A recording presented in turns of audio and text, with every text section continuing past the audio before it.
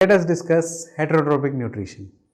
Heterotrophic nutrition, the organism is unable to synthesize its own energy-rich compounds like autotrophs, hence they have to depend on other food sources. So they consume energy-rich compounds which are broken down into simpler substances and which releases energy. Example, animals, humans, etc.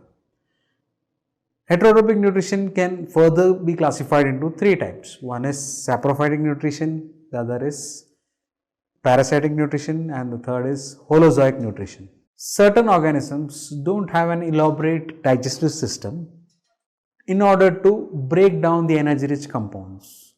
Hence, they release certain biocatalysts known as enzymes into the surroundings which act upon the dead and decaying organisms, which also contain complex compounds which are broken down into simpler nutrients. Now, these nutrients are directly absorbed by the plant body.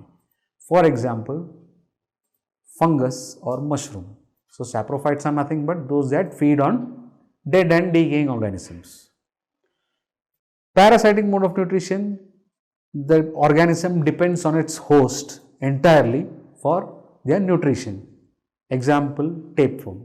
And in holozoic nutrition, the organism is able to consume an energy-rich compound, break down into subsequent smaller units, and further energy is released which can be used for their day-to-day activities.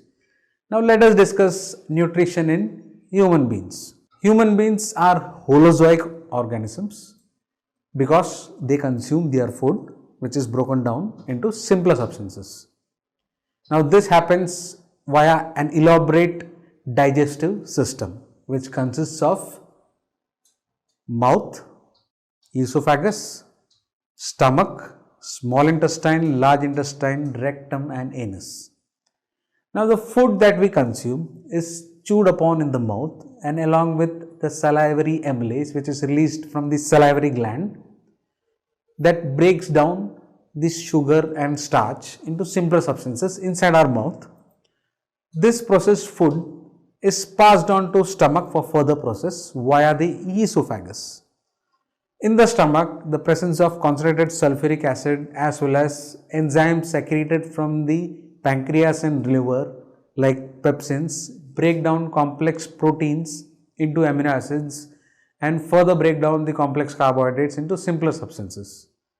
Now all these digested raw material is transferred to the small intestine. Now small intestine consists of finger-like projections which are known as villi, which also increases the surface area of small intestine.